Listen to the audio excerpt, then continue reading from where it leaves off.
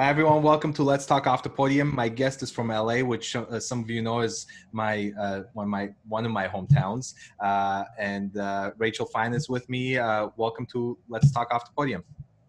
Thank you. Very happy to be here. Well, the first question I've been asking my guests is how they're dealing with the current situation. And you're running a major organization. How are you dealing with it? And what have you been doing with everything that's happening around the world?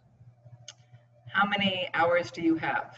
I don't know that there's one answer to that question. I think there are many answers because the environment around us is changing drastically and changing every day. So as a starting point, we might make a decision and 3 days later we change it. I think the COVID-19 virus and the way that it's taken hold of the environment is just baffling to all of us. And I might suggest that anyone who says they have the answers at this point does not actually have the answers. So what are we doing? Well, we've done many things. We closed in March, and we made the decision to close before most of our colleagues and friends made the decision to close. And it was a very tough decision, but we decided right at the beginning of March that we would close our campus for obvious reasons. And then the organizations around us, the performing arts organizations, also followed in quick succession.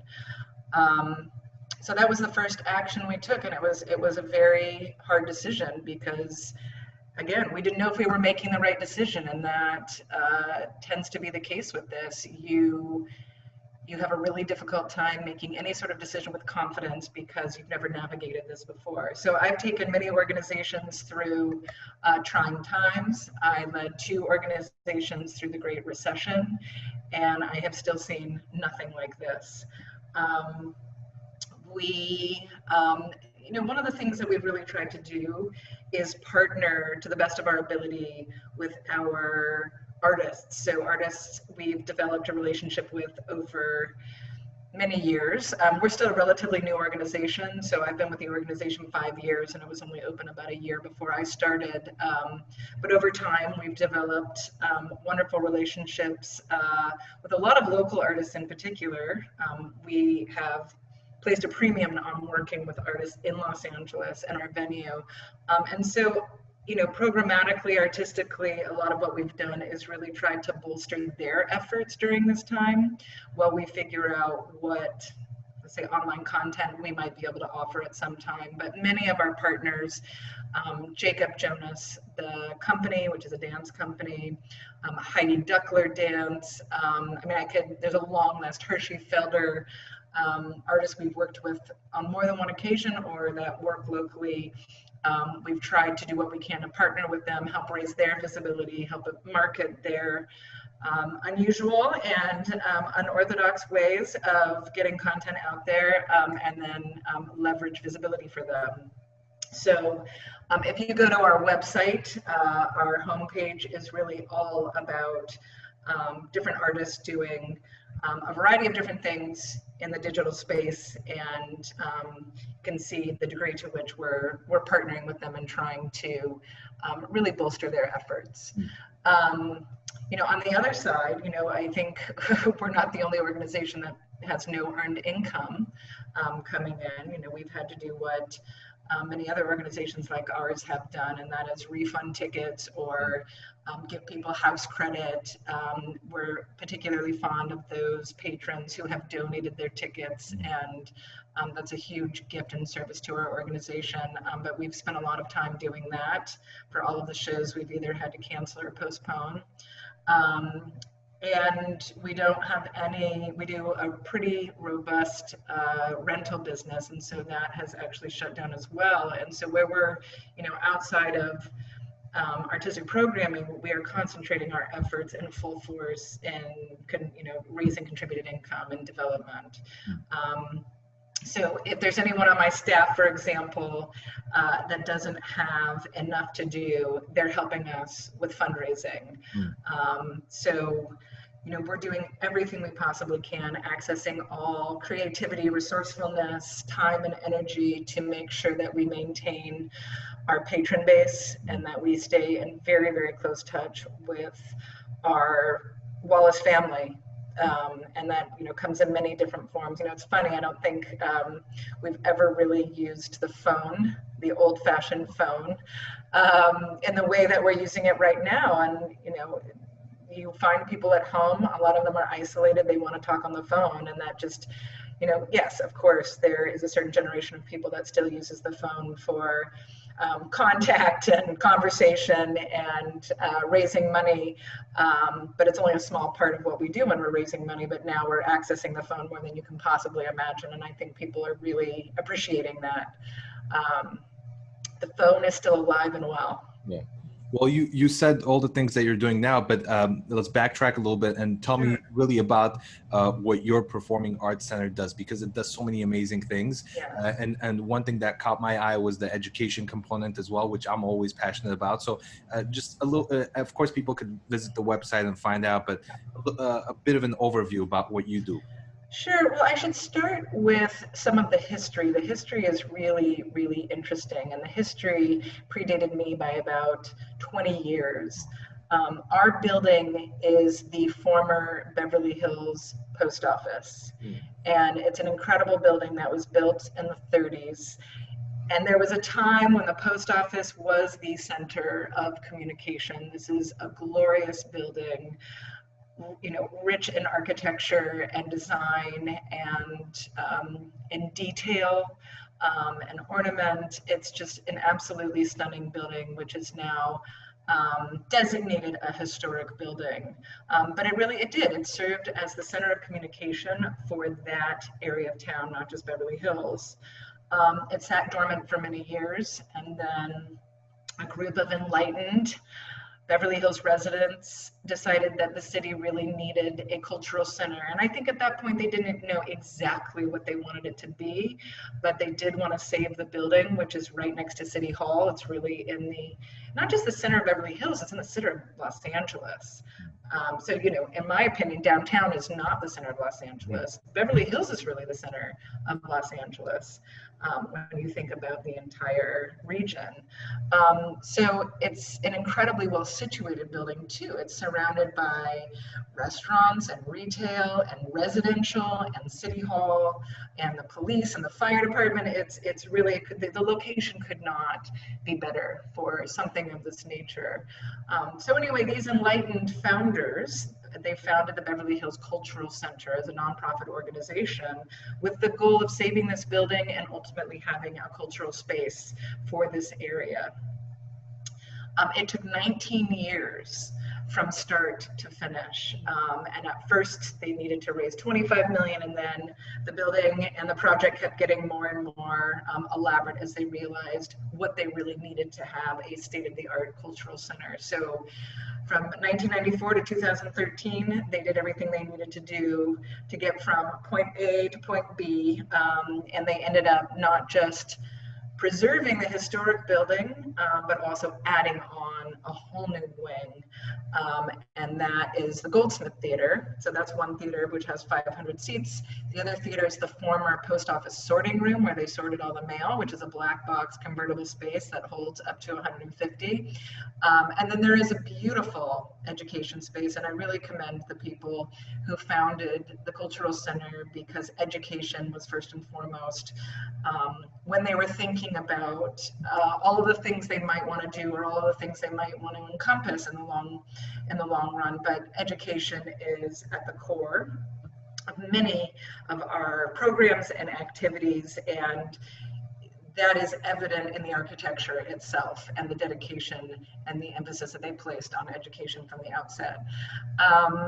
So now we have a beautiful 70,000 square foot campus. It has beautiful outdoor space, 2 courtyards where we can also do a number of different, artistic ventures, or we've become a wonderful what we call external event location. You know, we have wonderful partners in Vanity Fair and SAG-AFTRA, and I mean, we've done any number of events for outside organizations, but it's wonderful us because it's another stream of earned revenue that helps support our artistic and educational programs. So that's a little bit about the history, and what's so interesting too about the interior of the original building is that there are murals that were commissioned for the WPA. So it has that history, you know, putting people back to work during a great recession. And these murals, with the help of the Getty Foundation, were restored back to their original state. And they're just absolutely stunning. But the fact that we have them there and they were part of the WPA is really heartwarming, in my opinion, you know, putting artists back to work. So very poignant. So in terms of what we do on a daily basis, our theaters accommodate music, theater, dance, and film. So we are multifaceted, multi-genre performing arts space. We also have the assets to produce. So underground, we do have a prop shop and a costume shop and a dye room and a wash room. We have you know, all of these assets. So whether we're presenting, you know, an outside organization coming in sort of already fully baked and ready to perform on our stage, or we can create our own work, which we do.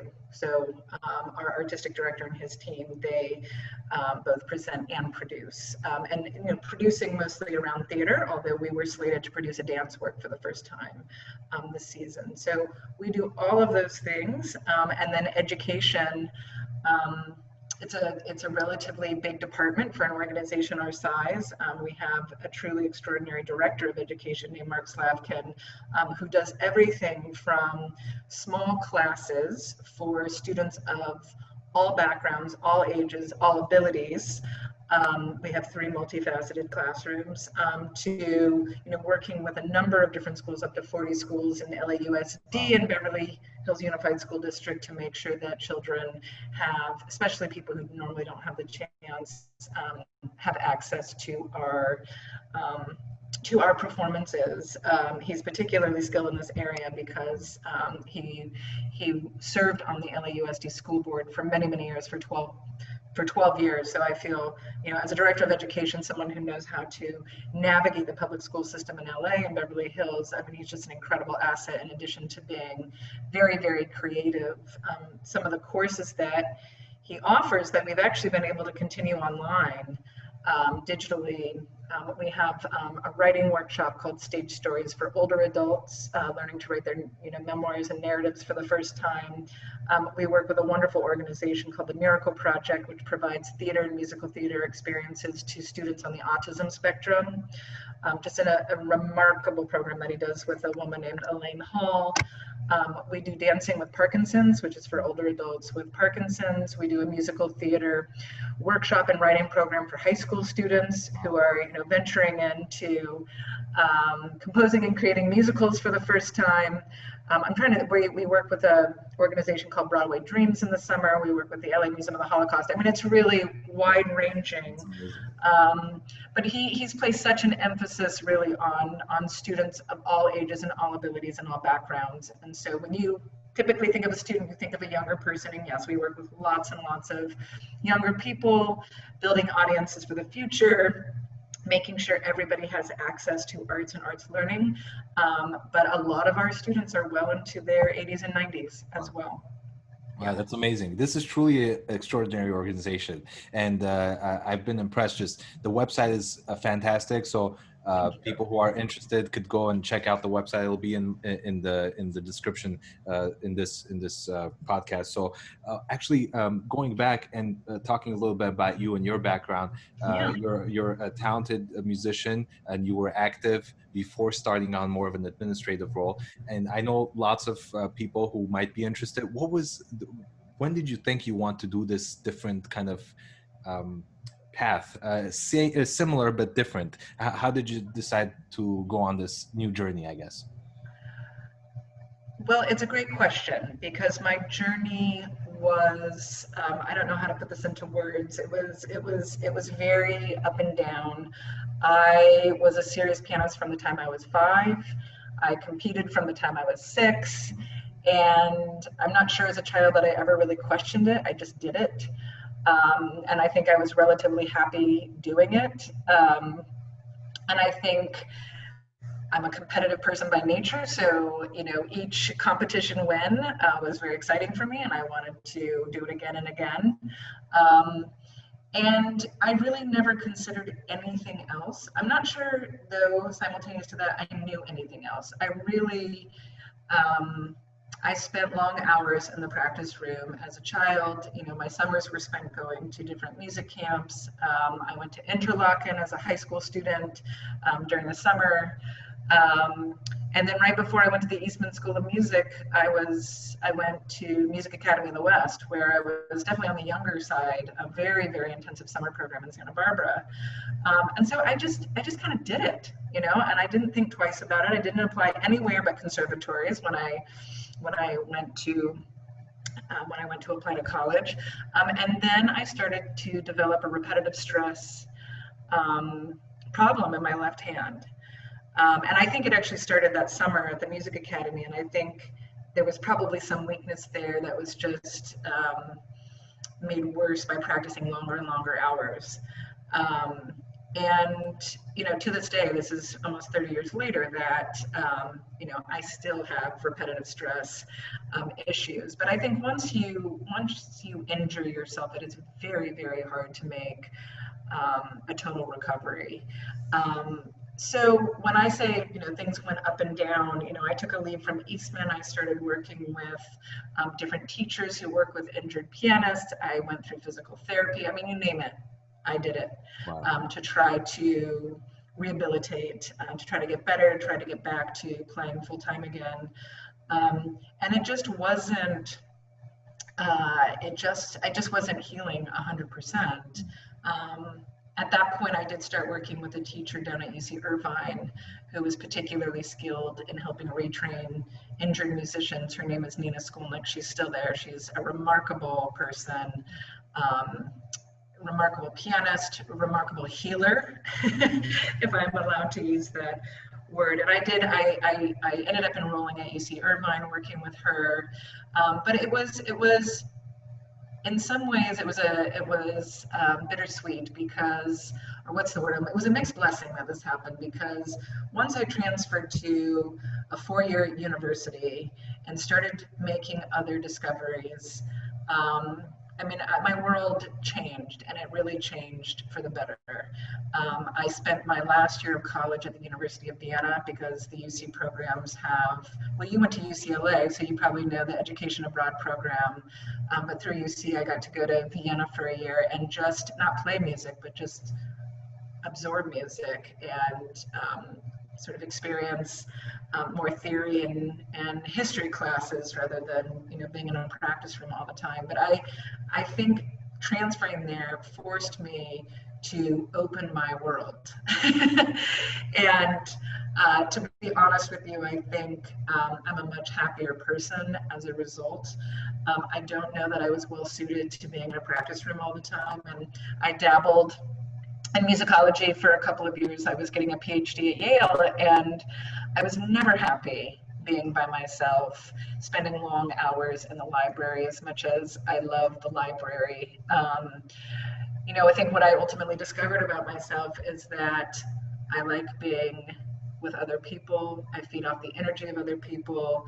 The second I landed an office job that also had structure, I was just a much, much happier person. And I think, until I was actually forced to go through this exploration and try other things, I just didn't even know what was out there. I had no idea. I was a serious pianist, and that was sort of what I was meant to do.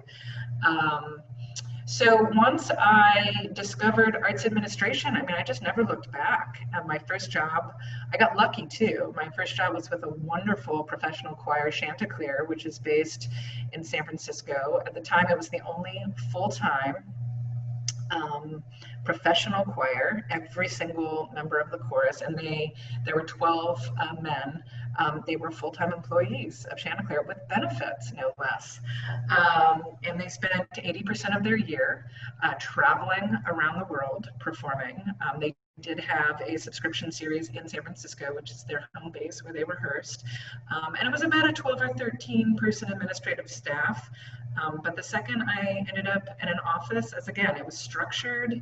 It was a big open space, so there were 13 of us, 12 or 13 working together collaboratively. Yeah, I was fascinated, and I'm a curious person by nature, and I as I said, I just never looked back. I've been on that path since 1997. And you've also led some major LA organizations such as the LA Chamber Orchestra, Los Angeles Children's Chorus, and both of their artistic or music directors. I can't remember how they call it, but I've had both of them on the podcast as well. So, fantastic! Fernando? Yes, I had Fernando. Okay, Fernando Wallis, yes. Yeah. Both of them interesting individuals. So it's amazing to see that you didn't give up. And this is another thing I want to do through the podcast, is have inspirational people like you who went through some tough times but never gave up and continued, and now are supporting the arts in any way they can and helping it. So it's a great story. It really is. I want to know. I haven't given up yet. I don't know. This is COVID-19. This is like nothing I've ever had to deal with. It is really, really tough. Yeah. Well, changing gears a little bit, but for your followers and fans or friends, even family, or family, whoever, things that they might not know about you, but you're willing to share on the podcast. Oh, sure. Well, first of all, I'm a mother, and this is the first time in my life, I mean, being in the performing arts, and of course you're in the performing arts, you know that you spend a lot of evenings out. And of course, many people over the years have asked me, how do I do that? I mean, I have a very, very supportive husband. He's equally ambitious, equally skilled, equally career minded and oriented, but we share parenting, and we always have. So I'm very fortunate in that respect that he's an incredibly involved parent and father, and there's nothing I do that he doesn't do. So that's certainly part of it. But we have two wonderful, wonderful girls who are very involved in music. In fact, they're both in the Los Angeles Children's Chorus. And they both study music pretty seriously. But being a parent, being a full-time parent, and in this environment too, they're both learning from home right now. So they're doing remote learning. We are having to be full-time, employees and leaders, and also full-time parents right now. But nonetheless, I've never had 12 weeks of uninterrupted dinners with my family, ever, never. So I'm trying to be thankful for the small blessings, but there's never a week where I'm usually out 2 or 3 times a week, and if I'm not out, he often is out participating in a work-related activity. So that has been very, very special. And I have a really long commute. I live in Pasadena, and I commute every day to Beverly Hills. You know the terrain of LA, so this is familiar to you, but I've inherited 3 hours a day practically. So I really love to cook, and that's actually one of the things that's kept me sane during this time, is cooking for these dinners that we get to have during this period. And I'm really trying to get back to playing the piano. I mean, I will always be operating probably at 80 to 90%, because I still have, there was never really properly diagnosed. I don't know if I had carpal tunnel syndrome or focal dystonia, or you name it, tendonitis. I probably had all of the above, but I'm really trying to get back to playing, and I'm part of a wonderful, wonderful amateur pianist group, very high level, which is facilitated by a great local pianist named Ori Shihor. Ori he was at the Colburn School for many years, but now he has his own piano academy in LA, and he's one of our artists at the Wallace, but he has very generously agreed to host and help facilitate these amateur pianist get-togethers that we have. We obviously haven't had one since COVID-19, although we're going to try it on Zoom next week. But that's been maybe 7-8 months. I mean, it's been such a joy to try to get back to playing again and to play for one another. And there's no one in the group who is a full-time pianist or musician. So we have a real estate executive who's also an airport. Actually, we have 2 real estate people. We have someone who owns a major grocery store line. I mean, it's. I have a couple professors and really good. I mean, these were all people who studied very seriously growing up, and I think have missed it. There's someone who writes for Vanity Fair. It's a great group, and we get together about once every 6 weeks. And Ori, out of the generosity of his heart, puts up with all of us. That's amazing. Well, actually, going back to your work, particularly as an executive director, CEO, and you've also held those titles with other organizations. One thing for younger people who are getting into these roles is understanding the balance of push and pull with an artistic director, which could be, from what I've heard, at times tough, especially for someone who's an artist and knows about arts as well, about the music and performance as well. How do you balance that? I mean, is there any advice you could give young administrative leaders, future leaders? Well, I mean, it's such a great question, and there's no one size fits all. There really isn't. It so often boils down to the people and the personalities who hold those positions. But it also has to do with how the organization is structured. So you might have an organization where so for example, I have a wonderful colleague and friend who is an artistic director of the Chicago Children's Choir, which is a remarkable group, Josephine Lee, and she actually is head of the whole organization. There are other organizations where it's a dual reporting structure, where you share leadership and you both report to the board of directors. You know, at the Los Angeles Chamber Orchestra, we both report to the board, but our artistic director, our music director, was only there. He really didn't work in the office. So, you know, he was a remarkable pianist and conductor himself, so he was always on the road. So, you know, our relationship always happened mostly at a distance, you know, on the phone or the computer. The only weeks that he was in Los Angeles was when he was conducting, and it's a per service orchestra, so that was only a few weeks a year. So you know, I think it's important to really understand the structure of the organization, the hierarchy of the organization, and who the people and personalities are. And I think you have to know yourself well as well. I mean, I think I'm someone who is very comfortable in a leadership role. I don't really like people necessarily telling me what to do. And I've been that way since I was 5 years old. So, you know, when my friends and I growing up, you know, we're putting on our own plays, I had to be the director. And you know, I don't know if it's just in my DNA, but I think it's important for me to know that about myself. And it wasn't, you know, until maybe 12 or 13 years ago that I became an executive director for the first time. But I really love the role of executive director. And I don't know at this point if I could hold a different job, to be honest with you. It would be a real shift. It would be a real shift for me. I think, as I said, I just think part of it's in my DNA, and I love leadership in general. So not just being a leader, but also studying leadership and always trying to figure out how to be a better leader, and leadership through, you know, times like these, trying times, and 21st century and the digital space, and, you know. So my advice, you know, it's just so unique based on the people, the organization, the hierarchy. I mean, there's so many components, but I think also really knowing yourself. And that's hard to do when you're, you know, 25 years old.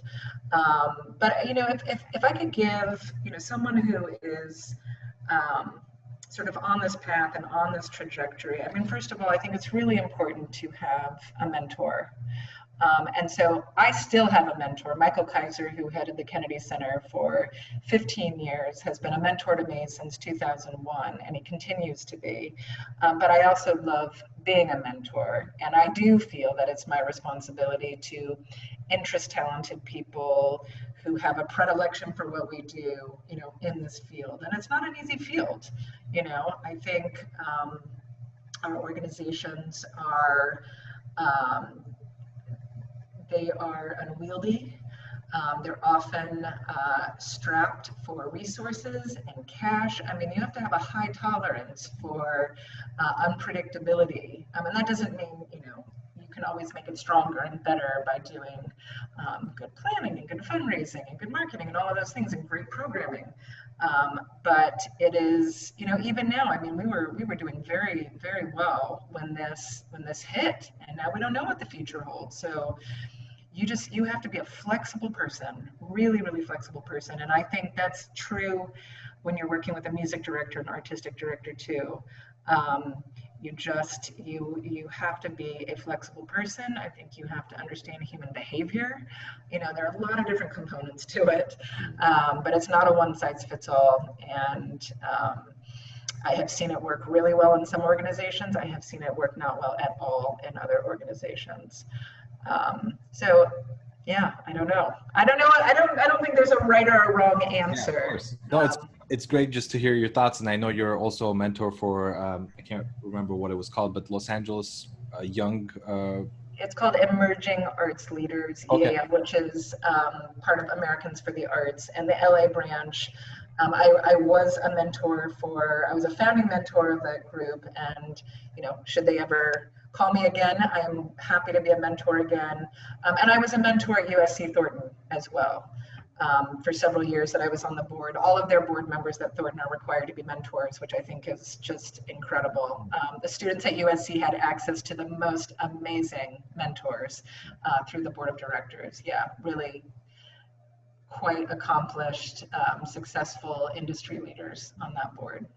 So what do you listen to musically? This is always interesting. What do you listen to maybe other than classical music, actually? What do you listen to? Okay, well, I have to give a plug though to my new favorite pianist, and I'll probably botch his name, but I just think he is so phenomenal, not just in terms of his playing, but just his thinking and the way that he puts repertoire together. He's an Icelandic pianist named Viking Olafsson. And he's a Deutsche Grammophon artist, and he just came out with a new pairing of Rameau and Debussy, and it is staggering. It's so good. But he does his own arrangements too of Bach that are extraordinary. So that's my classical music plug. What do I listen to beyond that? Well, I have a 16-year-old, so I listen to whatever she listens to, and I try to be really open-minded about it. It's funny, my kids make fun of me because we all share the same Spotify account. And I am someone where if I like a song, I will listen to it over and over and over again. I just don't tire of it. And they just think this is so funny because they can track it on Spotify. So as of late, I've been listening to the Indigo Girls, which was a band I loved when I was in my 20s. So I've gone back to that recently. I don't know what it is, you know, acoustic guitar and soulful singing of, you know, great female singer-songwriters. It's funny, you know, my kids really like Billie Eilish, and Billie Eilish was someone who was in the Los Angeles Children's Chorus when I worked there. She and her brother. So I love them too, because so much of their music education came from being in that chorus. And I don't even know how many Grammys they just won. But Billie Eilish and Phineas, I love what they're doing. And again, I mean, they're creating their own work, but I love the fact that they spent 9-10 years, both of them in the children's chorus, and they give so much credit to the children's chorus for establishing their musical foundation and giving them the tools that they have now, you know, to not just sing music, but create music. Who else do I like? I mean, I have really, really eclectic tastes. I really, you know, we just had Art Garfunkel in our space, and it was a peculiar concert, but I love Simon and Garfunkel. I absolutely love them. The Beatles, I don't know. And I'm trying to think of more current artists that I think are interesting. And I've always loved the Dixie Chicks. So I have a big birthday coming up, but my last big birthday, I flew to Chicago to see the Dixie Chicks. I think they're amazing. And again, they all play. One plays the fiddle, the other plays the banjo. I mean, they're just really eclectic, talented sisters, and Natalie, their lead singers. I don't know. They finally got it to work, and I think they're great. But I could go on and on. I love a lot of different music. Well, we're coming to the end here, but I want to know what is, hopefully everything goes well with the world and we could go back to normal if that's possible. What's in plan? What are the plans for the Wallace Center? Well, we have several things planned right now. It doesn't look as though any performing arts organization will likely have standard performances at capacity through the end of this calendar year, and we're certainly thinking the same way. So our hope is to announce our programming for 2021 in the next couple of weeks. I think we do, again, have to be flexible, have to understand that January may bring more illness with it. But as it stands right now, we are planning to do some programming in January, and even if it's not at full capacity, we'll do what we certainly can afford, whatever makes economic sense. But this is all about resiliency and being able to bounce back no matter when we can open. So again, we're continuing to do a lot of fundraising. We've received a very nice donation of streaming equipment. So we're just in the process of receiving this donation, and we don't have a team on our production team right now that knows the ins and outs of this. It's not territory we've explored before, but that is what we're going to be doing, is figuring out how to use this equipment. I mean, there's no shortage, obviously, in LA of people we could probably bring in to help us.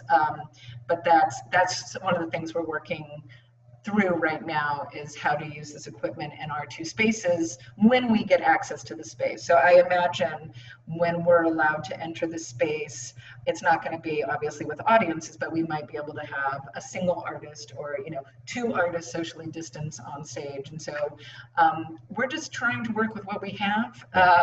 When we learn, we can have it. So, and again, we're going to continue to support all of our partners in whatever creative endeavors they have. I went to a remarkable performance last week, one of the dance companies that we've worked with, Jacob Jonas, the company. You have to look it up, because he did an hour-long sort of apocalyptic dance work at the Santa Monica airport, set up like a drive-in movie. So we all sat in our cars, and our headlights served as his spotlights. But he had about 15 or 20 dancers. The choreography was all designed with social distancing in mind. All the dancers had masks. But it was my first cultural outing in 9 weeks, 10 weeks, I think. And even though I had to sit in my car and watch, it was a sign of the times. It was very much of the moment, but it was, I think what this is forcing all of us to do is just be even more creative, to be as resourceful as we can be. And the way that he set this up and he and his team implemented it, it was truly, truly remarkable. Now, I don't know that that's going to be the standard going forward, but he has figured out something that works at this period in time, and I hope that he's able. I don't think it was easy to get whatever permits or permission that he needed to get, because obviously everybody needed to be kept safe, but it was really ingenious. To support our artists, and then our education classes, we're doing everything we can to stay connected to all of our students and partners in the education space, and so that will continue online throughout the summer, and as we can start bringing people into the building, we will. But I think we're also spending a lot of time figuring out, what is that going to look like? Do we have to have people entering the building at different times? Do they have to come through different entrances? Can we have an intermission, or do we have to avoid letting people go to the bathroom? I mean, it's things as that we always take for granted, Yeah. you know, that we're having to think through again. And so, you know, and what level of cleanliness and sanitization, I mean, these are all the things that we're thinking through right now. And again, we don't have a clear answer, so it's very hard to plan well. And so I think that really the nature of the game is just to be really, really flexible and super creative. Yeah. I always tell my guests, and some of them have already said it themselves, is that nothing really beats a live performance. And hopefully that one day we could go back to welcoming people and collaborating with people in the space. And because just being at a live concert, being surrounded by people, looking at the things that you want to look at when you're in a live performance, because the camera kind of puts you in a space where you just have to look at what the camera wants you to look at. But being in the live space, you could just look at one dancer for 5 minutes if you want to, or you could look at the violinist for 10 minutes. You could do whatever you want, and just being in that space with other people, experiencing live music, there's nothing better than that, at least for me. Right. No, I agree. But you know, in the meantime, I don't know if you had a chance to log on to watch Yo-Yo Ma do the cello suites yesterday. And actually, I had the privilege of seeing him do them at the Hollywood Bowl maybe 2 summers ago.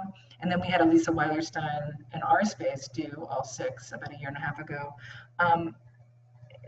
It's about as good as it can get without being, you know, without seeing him live. I mean, it was so moving, just so moving. And the broadcast was so good. I mean, you could see him perspiring. I mean, and the sound, I mean, it really, even on your phone, it was an incredibly soulful experience. So I'll take that in the meantime. But yes, I don't disagree with you. I know we'll all be so eager to get back into our halls and our performance spaces and to experience it firsthand, because it's not just about the artist, it's also the like-minded individuals and the energy of other people, you know, experiencing that together and clapping together and, you know, rising to your feet together. And that energy cannot be replicated. There's no doubt about it. And I think, you know, the artist's energy changes too when they're in front of a live audience. And I know I said we're coming to the end, but I have to ask you, since you've worked on so many projects and put so many projects together, is there a project, is there an artist, is there a venue, something that you have in mind you really want to do one day and it hasn't happened, but you're, you know, willing to talk about it if it's not a top secret? Wow.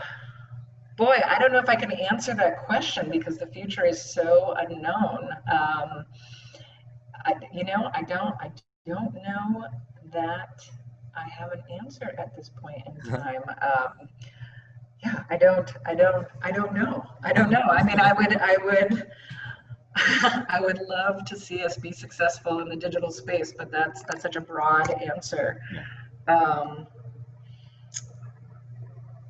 I honestly don't know if I can answer that question right now. I'd have to give it a little bit more thought. I thought you were going to ask me if there's any project that I've really relished in the past, and I did do a big outdoor piano installation when I was at the Los Angeles Chamber Orchestra, which was one of the most harrowing and also exciting projects. We installed pianos outdoors all over LA. We worked with many different artists, both visual and performing. There was a big website component. We did a big Bach well-tempered clavier play-in.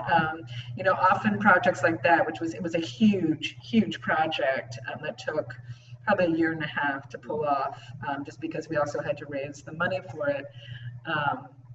Those often come to me in the middle of the night, you know. So yeah, I'm sorry I don't have a better answer for you, but yeah. Maybe at our next meeting.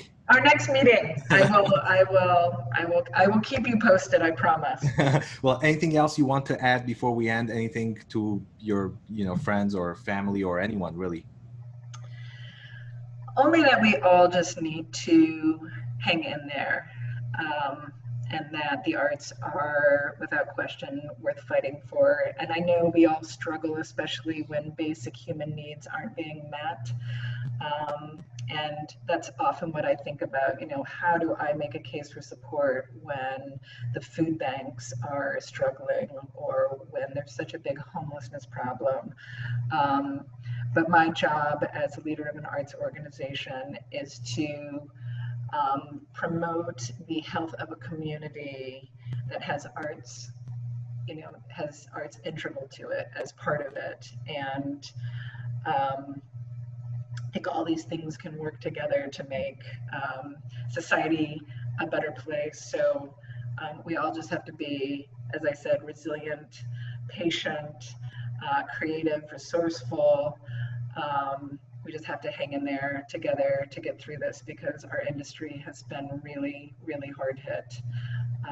So those are my words, and I need to practice what I preach as well.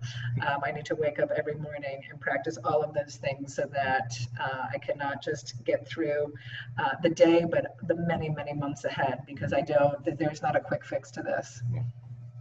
Well, thank you so much for joining me today. It's been an honor. I hope. Well, thank you. I hope one day we could do this in person. Yes, absolutely. Me too. Well, let me know when you're back. Is this your home turf? Well, LA, I grew up there, and I consider it my home. I love that city. And also there are things that could be frustrating, just like with any city. But I do like LA, and I grew up in Glendale, which is a big Armenian. I know Glendale very well. And my wife is actually from Pasadena, where you currently live. Okay.